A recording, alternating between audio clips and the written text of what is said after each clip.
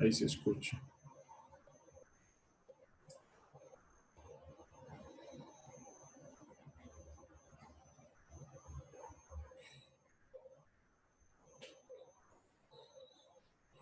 Ok.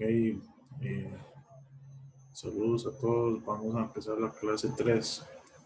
En este caso es la clase, como no es en vivo, entonces va a ser un poco más corto el tiempo que las 3 horas que típicamente dura, porque no van a haber el periodo de consultas y las pausas que se hacen propias de cuando es la clase en vivo, así como lo que es pasar la lista y ver otras cosas generales que típicamente le dedicamos tiempo a eso. Entonces va a ser meramente de la teoría y vamos a también a ver un par de ejercicios resueltos que traigo. Entonces la idea, al igual que los otros videos, es que ustedes lo analicen detenidamente, que, y cualquier duda, como siempre, estamos atentos a poder atenderlos. Eh, bueno, el capítulo 2, recordemos que mi programa del curso es todo lo que tiene que ver con esfuerzo y deformación bajo carga axial. Ok. Aquí les cito lo que son los temas que incluye este capítulo y que es lo que vamos a ir viendo poco a poco durante las clases.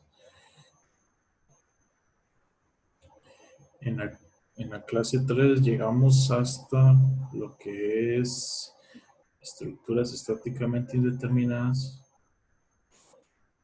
y eh, vamos a ver un poco sobre esfuerzos térmicos. Entonces, esta primera columna de temas la abarcamos en la presente lección, y la próxima eh, vemos la otra columna de temas. ¿Okay?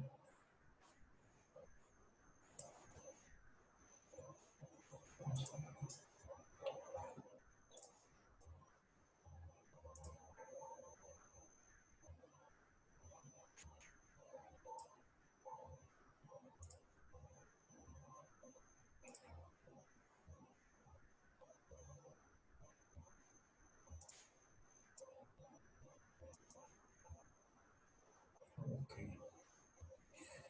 Entonces teníamos como parte de los conceptos que vimos la vez anterior, dice: la adecuación de una estructura o máquina puede depender de las deformaciones en la estructura, así como los esfuerzos de origen en virtud de la carga. Los análisis de la estática por sí solos no son suficientes, que fue lo que vimos anteriormente al inicio del curso, ¿verdad? Que la idea es que con las bases de mecánica 1, todas esas herramientas que ustedes ya superaron en mecánica 1, las apliquen ahora acá en el curso de sólidos. Después, considérese la deformación de las estructuras como lo permite la determinación de las fuerzas de los elementos y las reacciones que son estáticamente indeterminadas. La determinación de la distribución del esfuerzo entre un elemento también requiere considerar las deformaciones en dicho elemento. Okay. El capítulo 2 se refiere a la deformación de un elemento estructural bajo carga axial. En capítulos posteriores se abordan las cargas de torsión y flexión puras. Entonces habíamos analizado este problema donde se veía una barra circular que se le estaba aplicando una carga P. Entonces sufría una elongación, una deformación lineal ven que la carga es axial, ¿verdad? Entonces, a esto le llamamos deformación normal también, ¿ok? Son esfuerzos normales. Aquí no sé si me están viendo. Vamos a ver.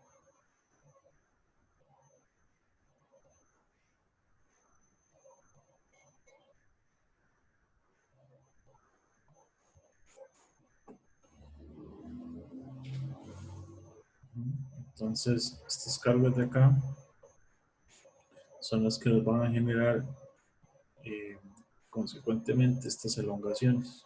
¿Okay?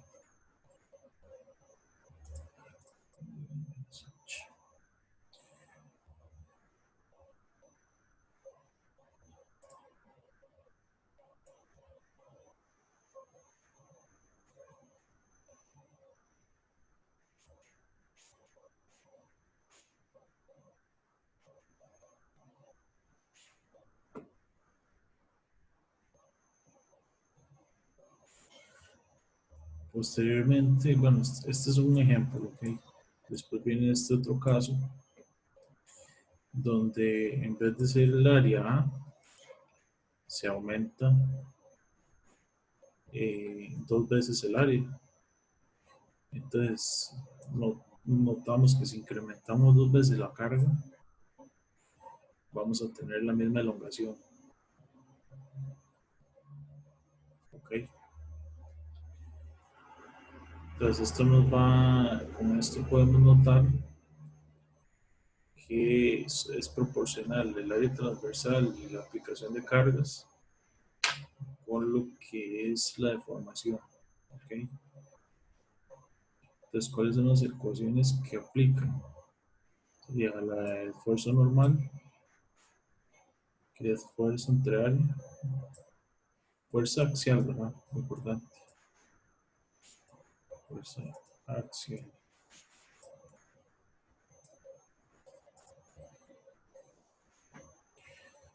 Y la ecuación de deformación normal, que esta es adimensional, ¿verdad? Adimensional. Aquí tengo unidades de longitud y abajo también unidades de longitud. Entonces, por qué generábamos, por qué hay semejanza, digámoslo así, entre este sistema y este? Pues si usted calcula los esfuerzos de dos veces P sobre dos veces A, y si usted simplifica, le va a terminar dando el mismo esfuerzo, ¿no? ¿Okay? Al igual que aquí. Aquí el área es A y tengo un esfuerzo P. Pero lo que nos varía es con la cota L, la longitud del elemento. Ahí sí tenemos una característica porque en la ecuación de deformación unitaria sí influye eso. ¿Okay?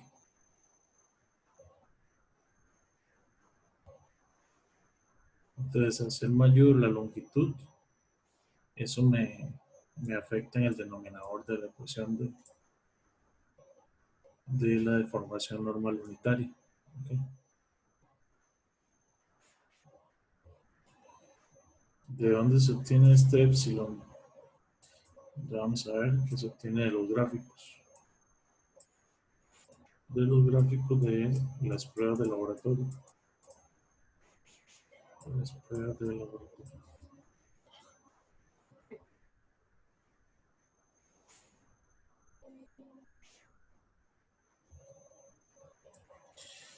Entonces, habíamos hablado que las pruebas de laboratorio se hacían con esta máquina, con este banco de pruebas, que lo que utiliza básicamente es un, vamos a hacerle un poco de zoom para que ustedes lo vean.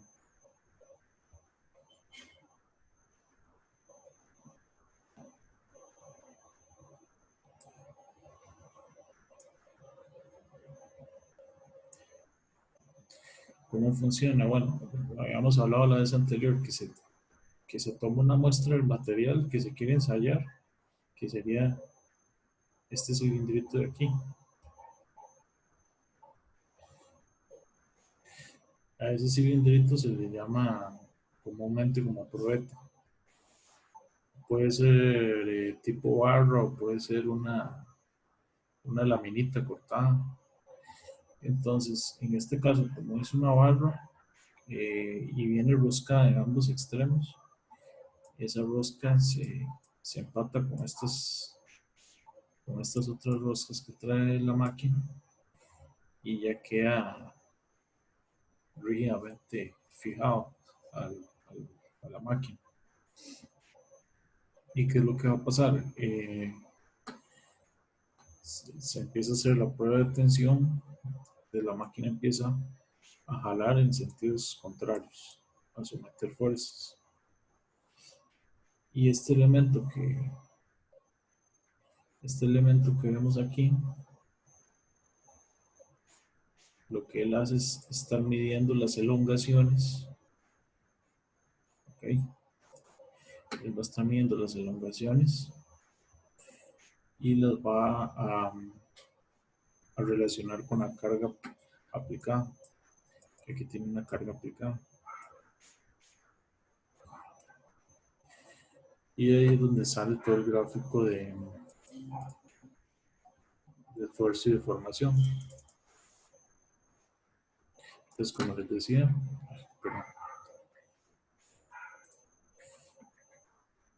se aplican las cargas típicamente en lo que es metales, las pruebas son de tensión, es lo más común. En concretos y cerámicas y materiales de ese tipo, es pruebas de compresión, porque va a funcionar más que toda compresión esos elementos. Entonces, cuando se alista la probeta, se le hacen dos marquitas y esas distancias van a ser los puntos de referencia para determinar el largo inicial. ¿Okay? Una vez que esos puntitos se van separando, entonces ya ese L ya cambia. Ya vamos teniendo L más una elongación.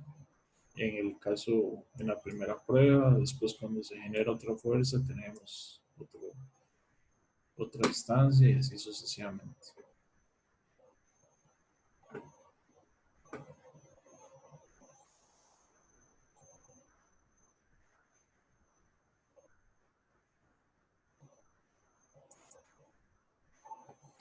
Okay. Entonces, ¿qué tipo de curvas se generan cuando se hace estas pruebas? Ya hemos dicho que, bueno, para el caso de los aceros, que son los que más nos importan, aceros, aluminio, que son materiales dúctiles, ellos generan una gráfica de este tipo, tanto para el acero como para el aluminio.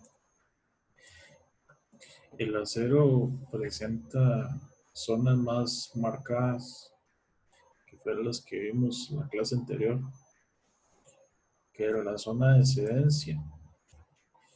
Después otra zona que se llama endurecimiento por deformación, ¿okay? Hasta que llega a este máximo aquí, a este punto máximo. Y después otra zona que ya es cuando ya llega al punto de ruptura del material que se llama estricción. Entonces, aquí se representa este como sigma, y esto es una B1, y este sigma de aquí, sub Y, que les había dicho que viene de la palabra yield.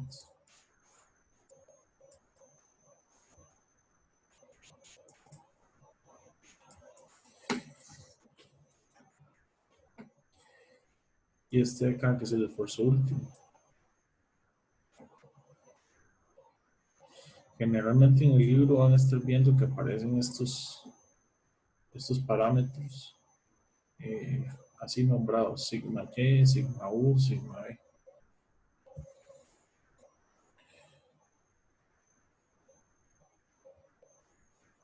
Entonces, así es como se comporta el caso del, del gráfico del acero.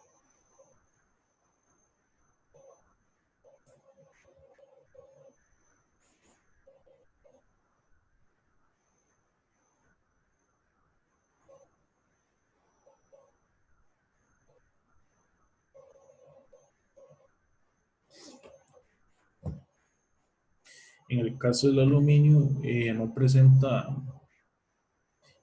digámoslo así, mucha zona intermedia, sino que se tiene el punto aquí, sigma Y, que recordemos que ya es el límite donde deja de ser elástico el material y ya pasa a lo que son deformaciones plásticas. Y aquí llega el esfuerzo último y el de ruptura. Entonces cada material va a tener sus particularidades, ¿verdad? Una vez que se van generando aquí las cargas, conforme avanza la prueba, vamos viendo que en el centro del elemento se van generando zonas muy marcadas hasta que se genera lo que es la ruptura, que sería el último punto de la curva. Este aquí ya acercándonos al esfuerzo último. Esfuerzo último. Ok.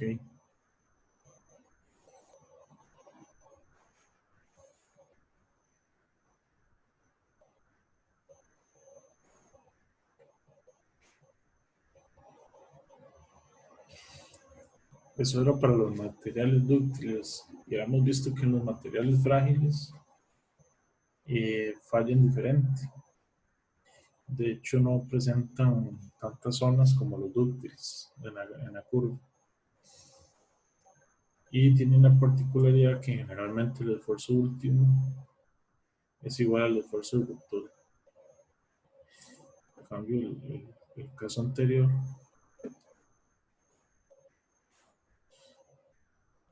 aquí presenta un esfuerzo último y este es la ruptura, que es después de este.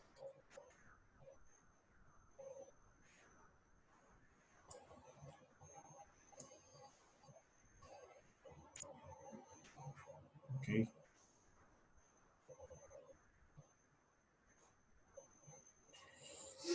Entonces, la ley de Hooke, que vamos a empezar a ver el módulo de elasticidad, esto aplica por debajo del límite de elasticidad, la ley de Hooke. ¿Y cuál es la ecuación que utilizamos? Sigma es igual a E mayúscula, que es el módulo de elasticidad,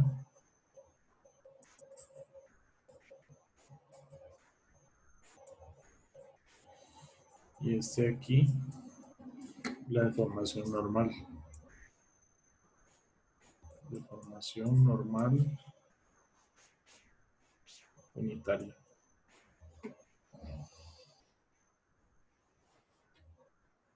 Entonces, es una propiedad del material, una propiedad mecánica que tenemos que ver de tablas, este módulo de elasticidad que están al final del libro, esos datos.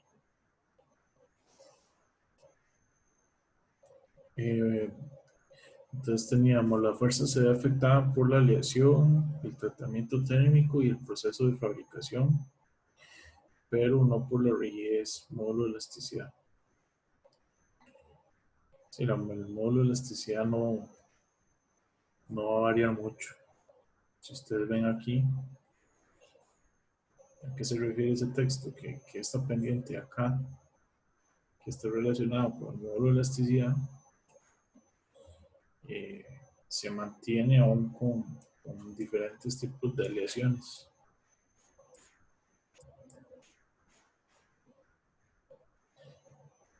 Vamos a ver que esto de aquí es una pendiente que la podemos calcular.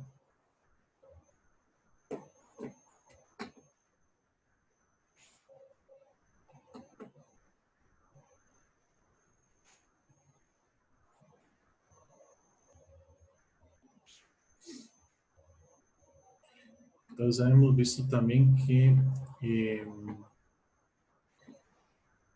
dependiendo hasta dónde lleguen las fuerzas aplicadas, los esfuerzos, si por ejemplo se está aplicando en una prueba, se está aplicando un esfuerzo que llega hasta este punto C y se retira el esfuerzo, entonces el material no regresa por esta misma curva, sino que él regresa con este comportamiento, que es paralelo a la línea AB.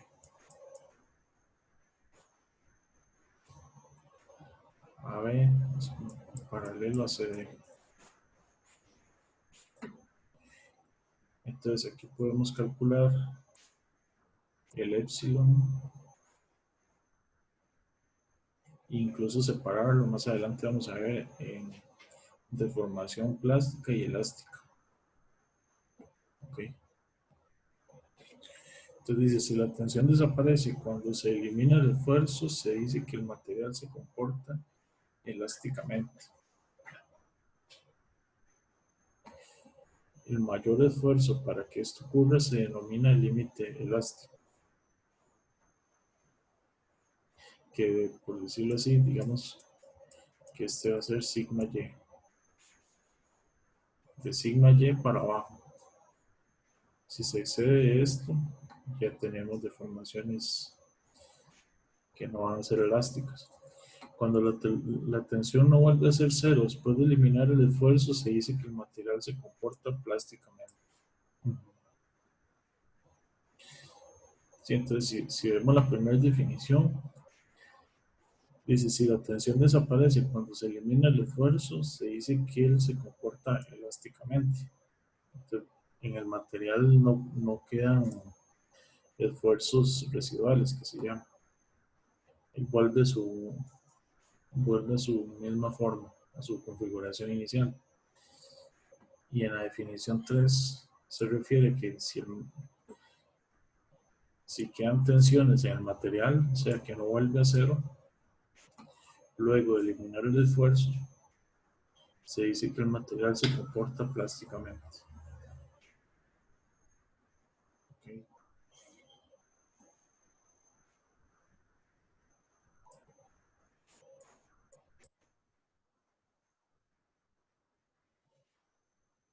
Lo que habíamos hablado bueno, esto se ve más adelante en el curso de elementos 1, pero digamos la fatiga, que es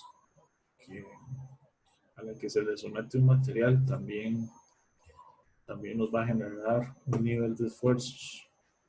Entonces, si ven este gráfico, en el eje Y tiene esfuerzo y aquí abajo viene el número de ciclos.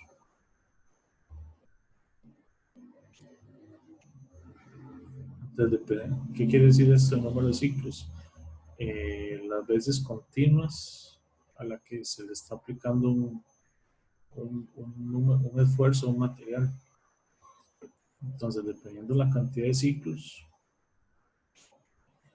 como eso, imagínense como las funciones cíclicas, ¿verdad?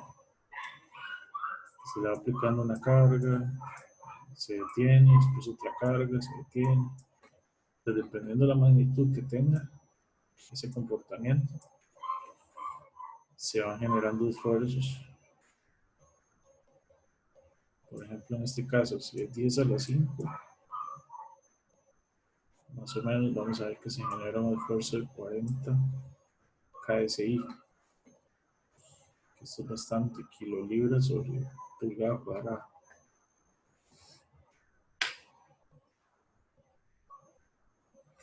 Entonces dice, las propiedades de fatiga se muestran en los diagramas S-N, que quiere decir esfuerzo versus número de ciclos. Un elemento puede fallar debido a la fatiga en los niveles de esfuerzo significativamente por debajo de la resistencia de rotura si se somete a muchos ciclos de carga. Claro. Cuando el esfuerzo se reduce por debajo del límite de resistencia, las fallas por fatiga no se producen por cualquier número de ciclos.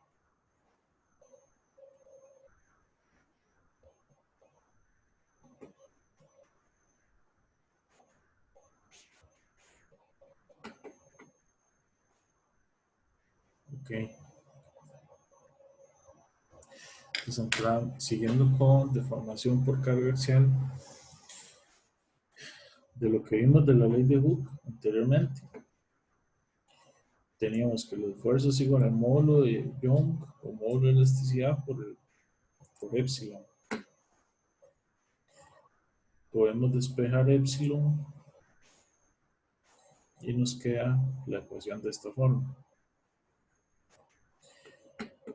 Ahora bien, si despejamos sigma, sabemos que sigma es igual a la fuerza entre el área. Entonces, si hacemos eso, nos quedaría esta ecuación.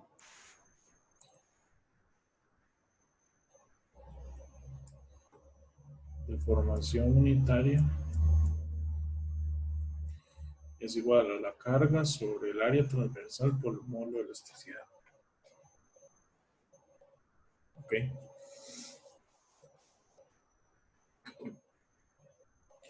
Ahora bien, si consideramos de las ecuaciones que vimos al inicio, que la deformación unitaria es igual a la elongación sobre la longitud total del elemento, entonces podríamos todavía llegar a otra ecuación que sería, traíamos la ecuación esta acá, que decía que epsilon es igual a P sobre AE.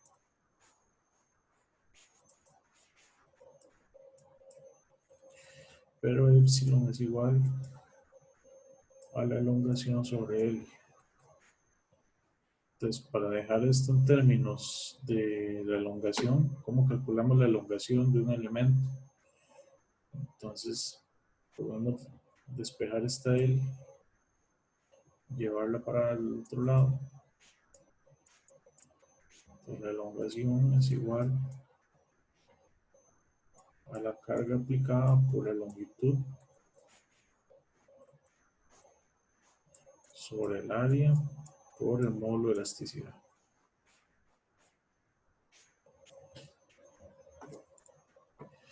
¿Qué sería esta ecuación de acá?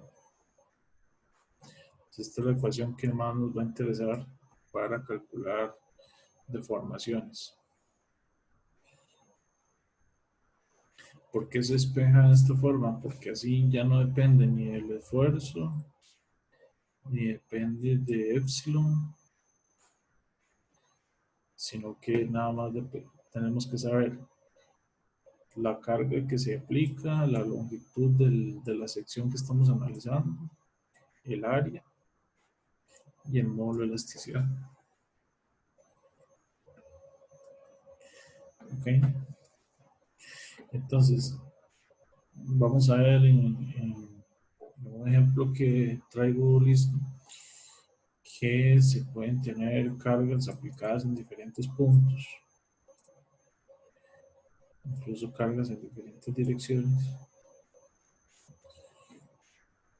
Y podemos tener también cambios en la sección transversal. Entonces, ¿qué es lo que hay que ir haciendo? ¿Qué es lo que hay que ir teniendo cuidado? Que esta ecuación general que me va a dar la elongación total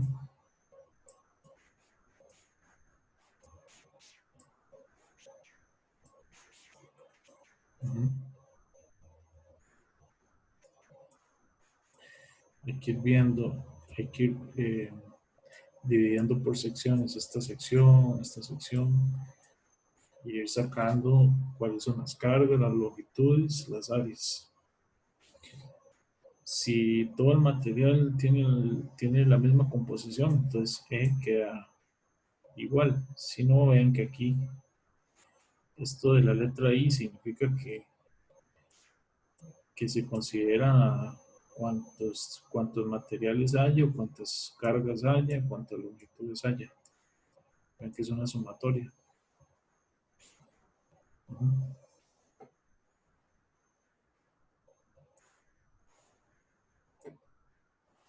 Ok, entonces esta ecuación va a ser muy importante para calcular lo que sigue.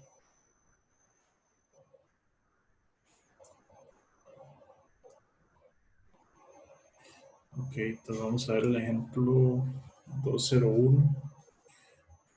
Este era de la cuarta edición, pero yo creo que se mantiene en las siguientes ediciones. Entonces se tiene eh, una barra que, si ustedes ven, eh, tiene una sección con una área 1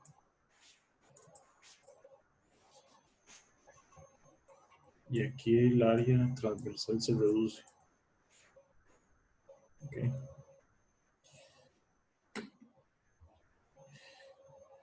Lo que se nos solicita es determinar la deformación de la varilla de acero que se muestra bajo las cargas dadas. Pues creo que nos están pidiendo el sigma total. ¿No?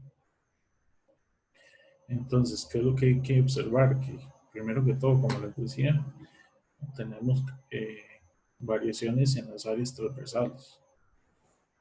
Tenemos cargas aplicadas en diferentes puntos. ¿Okay?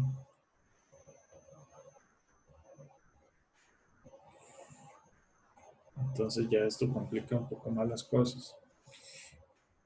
La única ventaja es que, o el único tema que simplifica un poco, es que el módulo de elasticidad es el mismo para, para todo el elemento. Pero perfectamente este pudo haber sido un material y este otro. Entonces hay que fijarse. Nos dan los diámetros de las barras, el del diámetro de mayor área y el de menor área. Entonces, como les decía, eh,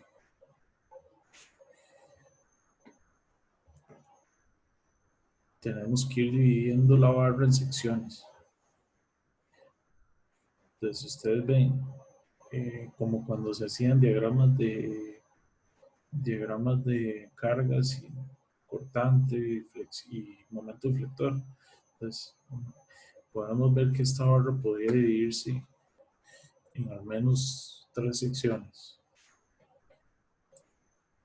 Analizar este elemento, después hacer otro corte aquí y al menos hacer otro corte aquí. Entonces, como mínimo podríamos, así por encima, ver que podríamos hacer 3 análisis. A cada uno de estos hay que hacerle el diagrama de cuerpo libre. ¿Para qué? Para ver cuáles son las cargas que están siendo aplicadas en cada sección. Eso no lo conocemos.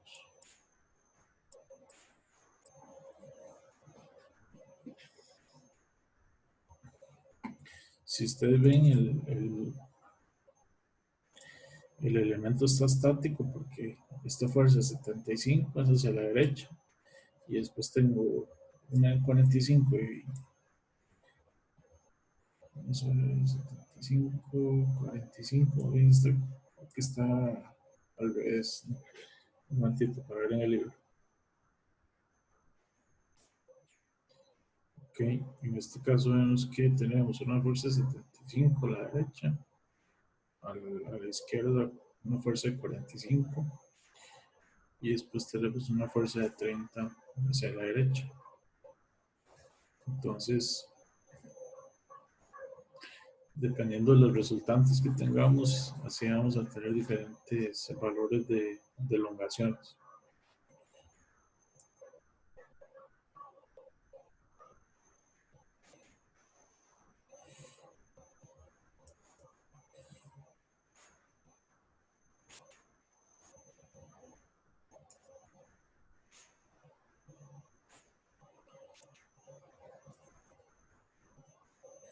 Entonces, qué es lo que tenemos que ir haciendo? Como les dije,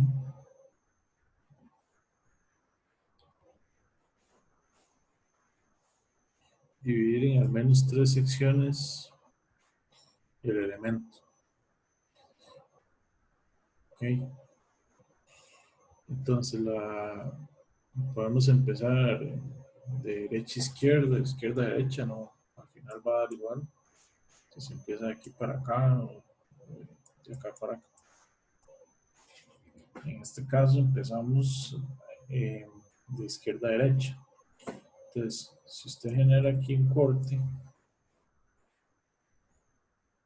se va a generar esta fuerza interna aquí, que esta es la fuerza que nos interesa para calcular las elongaciones cada vez que hacemos cortes. Aquí, esto es lo que nos va a interesar. Entonces, para sigma 1, para sigma 2 y para sigma 3. Al final, cuando yo sume estos tres, me da el sigma total, ¿no? Entonces, esa es la idea de hacer los cortes, que ustedes determinen cuáles son las cargas en cada sección. ¿Cómo se van haciendo los cortes? Bueno, eso hay que pensarlo un momentito antes de hacerlos. Tiene que ser como muy estratégico, porque ustedes lo hacen siempre. El, la recomendación o el consejo es hacerlo siempre antes de la aplicación de las fuerzas. Entonces ustedes ven que aquí hay una fuerza. Entonces aquí en tintos todo este elemento está siendo sometido a una cierta, aquí hay cargas internas, ¿cierto? Entonces antes de esta fuerza ustedes generan una sección. Después, ok, digamos, ya esta la consideraron. Después tienen esta segunda fuerza, entonces aquí generan otro corte. Después aquí tienen otra fuerza, generan otro corte aquí.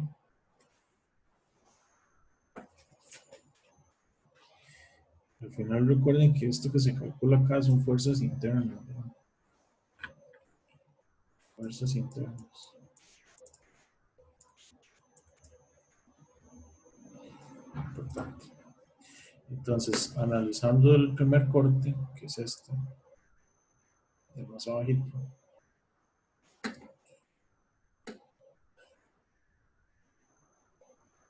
vemos que tengo P1, si hacemos sumatoria de fuerzas sería eh, P1 hacia la izquierda, ¿ok?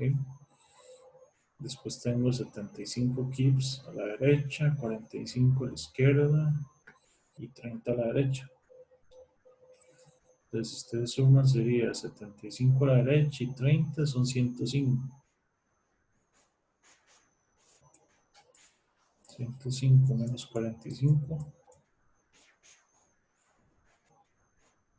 60. Este aquí vale 60.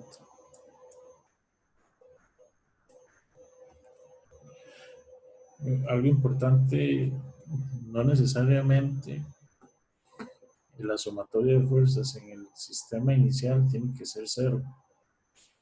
Eh, porque puede ser que, dependiendo de las cargas que se generan, el, el elemento va a sufrir deformaciones. Entonces, lo que les decía anteriormente, pueden quedar tensiones en el elemento, que son esas fuerzas residuales que pueden generar deformación. ¿Okay? Entonces, ok, esto es 60. Después analizamos este otro corte acá. Entonces tenemos 45 a la izquierda, 30 a la derecha. Pues aquí sobran 15, que son los 15 de esta.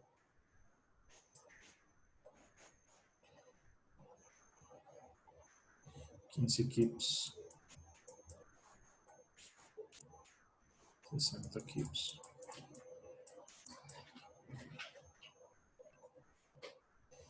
Entonces, si siempre tenemos que hacer como nuestra convención de signos. A ver que para la derecha va a ser positivo. 75.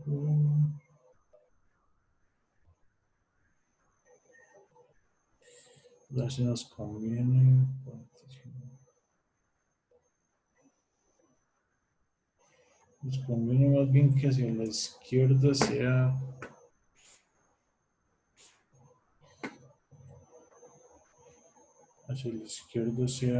positivo.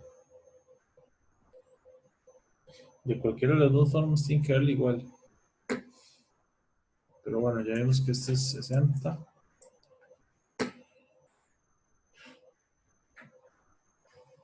60 hacia la izquierda. Este de aquí son sumatoria de fuerzas en X, 45 a la izquierda, 30 a la derecha. Entonces, nos quedan 15.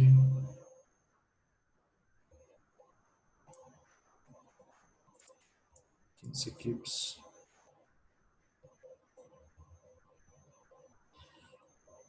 Y aquí, evidentemente, son 30 a la derecha. Entonces, aquí en P3 nos tiene que dar 30. Ok.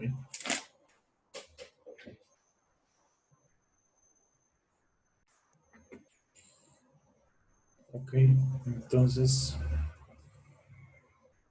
ya vimos que en este caso se cumple la suposición que teníamos en el dibujo, que era hacia la izquierda, los 60. Entonces lo consideramos positivo. En este caso, tengo 45 hacia la izquierda, 30 a la derecha. Entonces aquí yo ocupo 15 hacia la derecha, que es en sentido contrario como lo tengo aquí. ¿Ok? Entonces esta eventualmente me va a quedar negativa porque es en sentido contrario como yo lo tengo.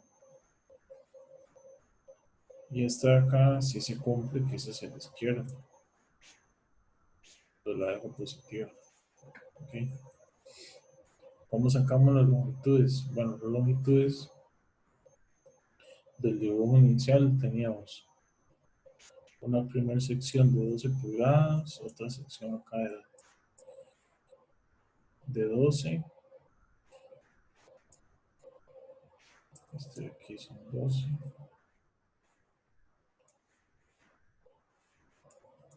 12 pulgadas, 12 pulgadas. Y aquí son 13 pulgadas. Ah, perdón, 16.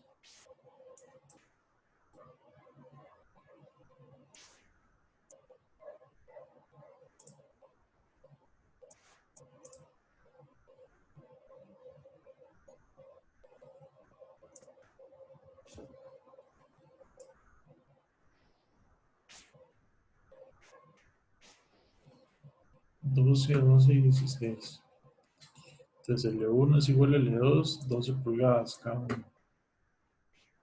Y L3, 16. El área de la sección 1 es igual a la sección 2. Ya la calculé aquí, 0.9 pulgadas cuadradas. El área 3 es más pequeña, entonces 0.3 pulgadas cuadradas. ¿Ok?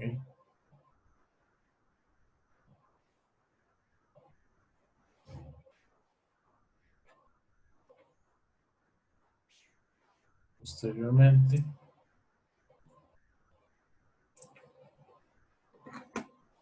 entonces ya planteamos la ecuación.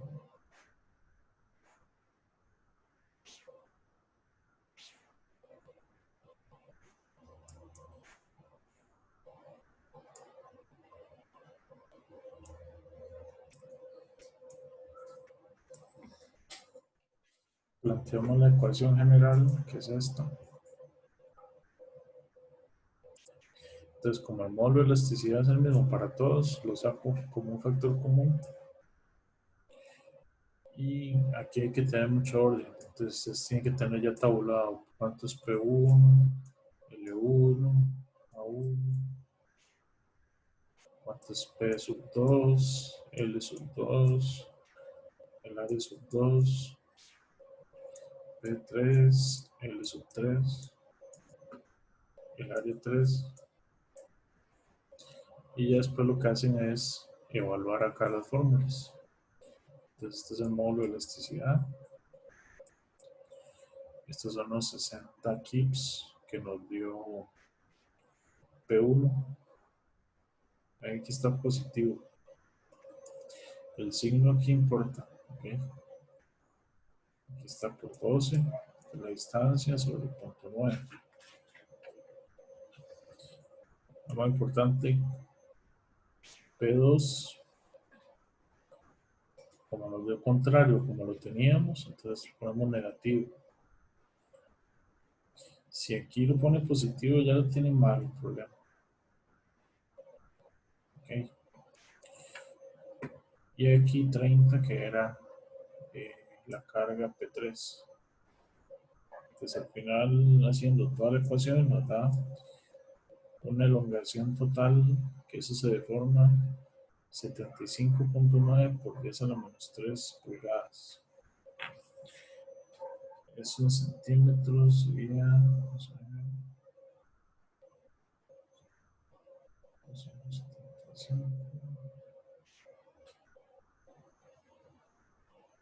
0.19 centímetros. Vamos que 0.19 centímetros.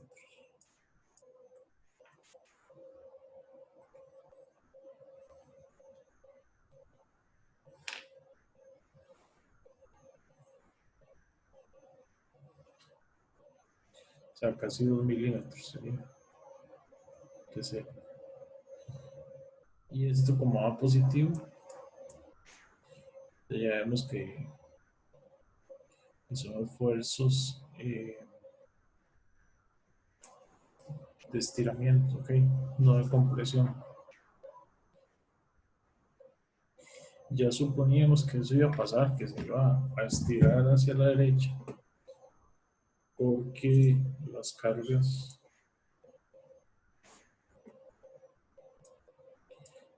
que ustedes ven aquí, teníamos 75 a la derecha, 45 a la izquierda, entonces digamos que aquí nos da 30 hacia la derecha. Y tras de eso, esta de acá también aporta hacia la derecha. Entonces, ya era de esperar que las elongaciones iban a ser en este sentido, en tensión, no en compresión. Compresión sería hacia el otro lado. Entonces, este sería el problema de este caso.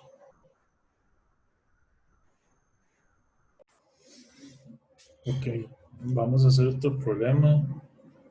Este es un poco diferente, no es algo tan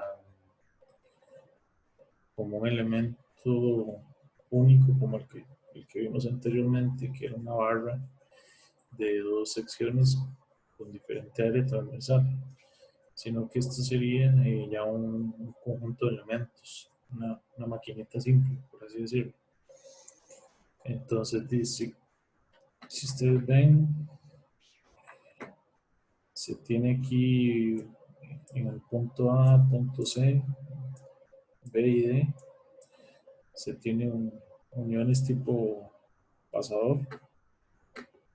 En el punto E se tiene una fuerza aplicada hacia abajo, 30 kilonewtons. Entonces, esta fuerza va a tender a que este material se desplace hacia abajo, ¿cierto? Eso es lo que supondríamos, que uno está en tensión y eventualmente el otro puede estar en compresión. o bien los dos en tensión. Eso es parte de lo que hay que analizar. Y aquí nos dan las distancias de las barras, de los eslabones.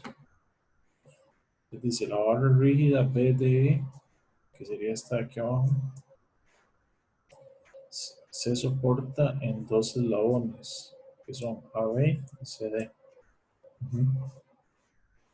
El eslabón AB está hecho de aluminio, entonces nos da el módulo de elasticidad y tiene un área de sección transversal de 500 milímetros cuadrados. El eslabón CD es de acero, otro material, ¿ok? Y tiene una sección transversal de 600 milímetros cuadrados. Para la fuerza mostrada de 30 kilonewtons determine la flexión, la deflexión, ¿ok? Ese sería sí, este valor del punto B, del punto D y del punto E. Entonces, ¿cuánto se desplazan estos puntos?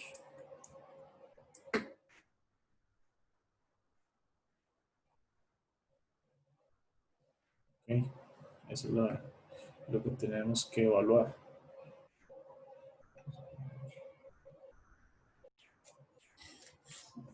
Entonces, para poder averiguar las fuerzas, tenemos que hacer un análisis de cuerpo libre, de la barra B, de E, que aquí se van a generar fuerzas en los eslabones A, B y D, C. Posteriormente,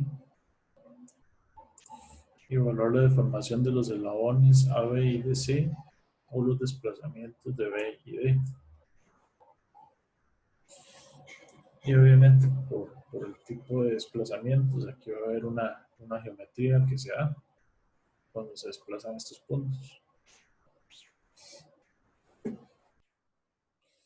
Okay. Entonces, el diagrama de cuerpo libre de la barra PT. Entonces, como tenemos la fuerza de 30 hacia abajo, podemos, si esto es hacia abajo, podemos empezar suponiendo que estas fuerzas van a, van a querer contrarrestar esos 30 kilonewtons, entonces van a ser opuestos, van a ser hacia arriba. Okay. Entonces, hacemos sumatoria de momentos. Para averiguar estas fuerzas, podemos hacer sumatoria de momentos en el punto B y en el punto D. Entonces, empezando con el punto B, tendríamos, interviene esta fuerza y esta. Entonces, al estar estático, sería sumatoria de momentos igual 0. Entonces, empezando con la fuerza de 30 kilonewtons, el brazo sería punto 2 más punto 4, sería este punto 6. Y esto queda negativo, ¿verdad? Por la convención de signos que tenemos aquí. Es un momento que queda negativo. El de FCD, que tiene un brazo punto 2, sí queda positivo. Entonces, despejando FCD, me daría 90 kilonewtons en tensión.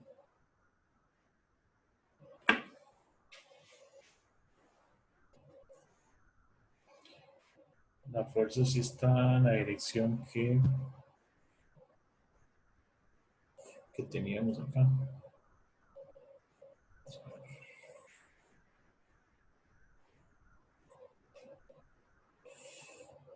Después hacemos sumatoria de momentos en el punto D.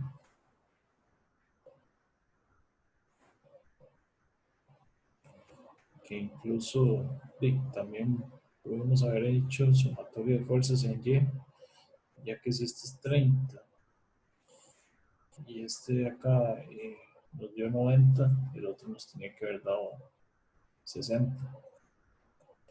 Pero bueno, hicimos sumatoria de momentos. Entonces sería menos 30 kilonewton por 4 menos la fuerza AB por punto 2. Entonces aquí nos da en sentido contrario como lo teníamos. Quiere decir que el punto AB está en estado de compresión y cede en tensión.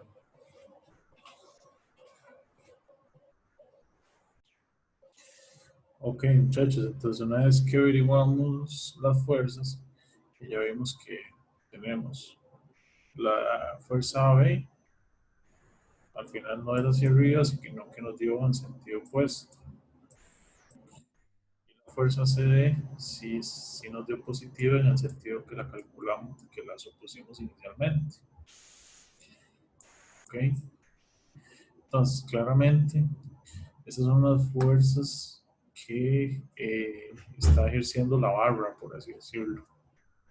La barra está ejerciendo una fuerza de 90 hacia arriba en el punto D. Y también está ejerciendo una fuerza que digamos lo que es una fuerza interna de 60 hacia abajo en el punto B. Entonces estas fuerzas claramente tienen que ser contrarrestadas por el elemento que tienen conectado.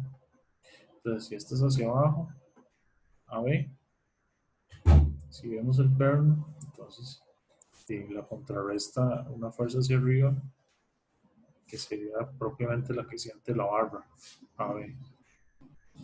Por eso decimos que está en compresión, porque entonces esta fuerza, como es hacia arriba, tiene que ver consecuentemente en el otro extremo, el otro par de fuerzas. Y aquí ya tenemos todo para calcular cuánto es la elongación de B. Nuestra carga es 60, la longitud 0.3, el área 500 milímetros, que lo pasamos a metros, y el módulo 70. Entonces, montamos la fórmula, la evaluamos y nos da 0.514 milímetros positivo, o sea que es hacia arriba.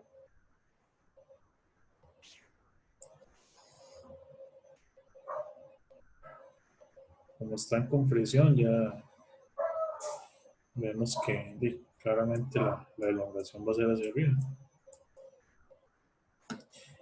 Opuestamente, el otro elemento, el punto D, como sabemos que está en tensión, entonces montamos de esta forma las fuerzas, montamos la ecuación, la evaluamos, y como está en tensión, ¿qué es lo que va a pasar? Que, como dicen popularmente, va a jalar hacia abajo el elemento. ¿Ok? Entonces por eso es que la dirección es hacia abajo. Entonces eso es el desplazamiento del punto B, el desplazamiento del punto D. Nos falta el del punto I. Aquí es donde les decía que hay que aplicar un poco la geometría de triángulos. ¿Por qué? Porque como esto es una misma barra, si estos puntos se desplazan, este punto se desplaza hacia abajo, pero este se desplaza hacia abajo, el punto D. El otro se desplaza hacia arriba. Voy a borrar aquí, permiso. Aquí ustedes tienen que usar un poquito como el colmillo, por así decirlo. Vean cuál es el razonamiento. El punto B, ya vimos que es hacia arriba el desplazamiento. ¿Okay? El punto D se estira un poco por, por lo que cede la barra, entonces más bien es hacia abajo, ¿cierto? Entonces, esto es un mismo elemento, o sea, inicialmente los tres puntos se unen, ¿cierto? Entonces, inicialmente los puntos se unen. Aquí podemos proyectar una línea. Aquí lo estoy exagerando un poco, ¿verdad? Las distancias son muy minúsculas. No se va a ver tan grande.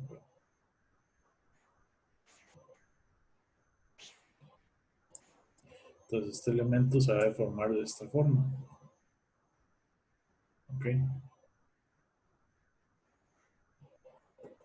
Ponerlo en otro color.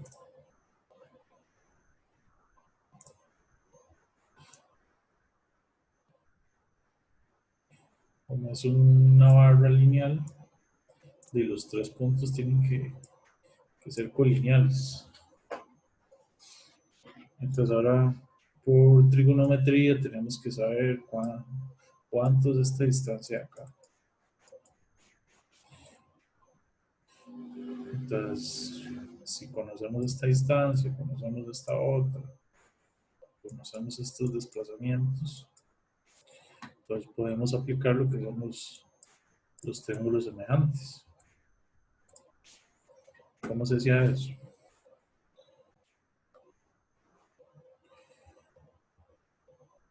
Ok. Entonces, ¿cuál es el diagrama que tenemos que les enseñé anteriormente? Así, muy mano alzada. En este diagrama. El punto que nos falta calcular es sigma E. Entonces, por triángulos semejantes, eh, la distancia B', ¿cuál sería esa distancia? Esta distancia aquí. Vean cómo hacemos la similitud de triángulos. Sobre D', que sería este de acá, son cotas verticales. Entonces eso tiene que ser igual a cotas en horizontal, ¿verdad? Porque estamos comparando lo que son los triángulos semejantes. ¿Se acuerdan? Ese son todos los triángulos semejantes, ¿verdad? Entonces, para esta vertical B', se me forma un triángulo con B, el punto BH, perdón, la línea BH. Okay.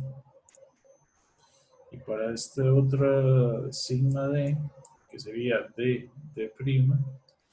se me forma esta otra cota aquí, HD.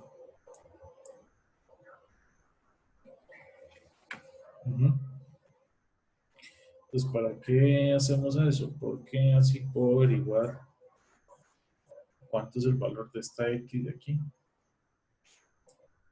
que es el valor que yo no conozco.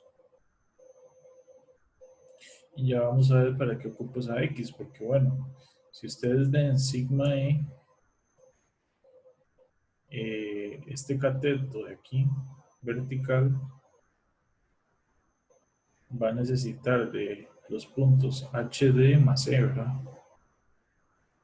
Pero esta X no la conocemos, entonces podemos averiguarla con este primer paso. Entonces colocamos B' sería sigma B, que ya lo calculamos de las ecuaciones. D', también lo calculamos, sería sigma D. BH, ¿cómo sería BH? Sería, yo conozco esta cota de aquí abajo de 200. Yo conozco esa cota.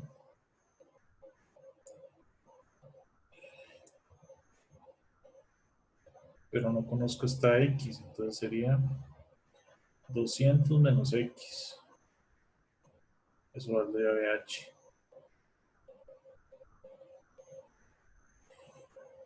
Y HD sería X.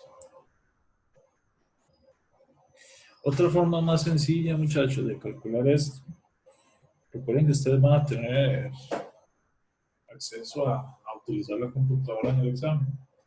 Si alguno de ustedes ya maneja lo que es el programa AutoCAD, que es para dibujo en computadora, ustedes calculan el, ustedes montan este sistema y cortan aquí.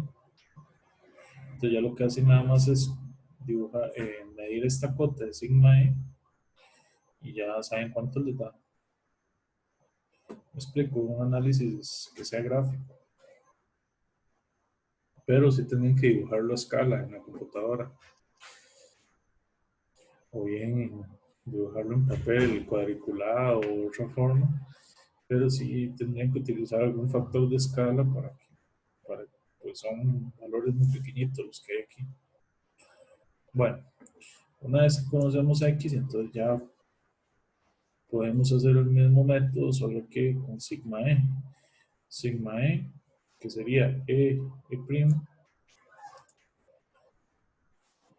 como estoy utilizando el método de triángulos semejantes, no me sirve la cota ED, sino que tiene que ser ED más DH. Por eso es que aquí lo relacionamos con H. Y después utilizamos este otro triángulo pequeñito que está aquí, D' con HD. Y tiene el mismo pendiente. Entonces colocamos los valores, sigma E sobre 0.300, que sería esta cotita de aquí, sigma D. 400 más X, que sería 73.7, viene aquí, sobre 73.7. De esta forma calculamos sigma E, que nos da 1.928 milímetros. De esta forma calculamos sigma E. Así es como analizamos las deformaciones en elementos de máquinas. Y en el ejemplo 1 vimos cómo se calculan las deformaciones para elementos rígidos eh, que no serían catalogados como máquinas, que es este caso.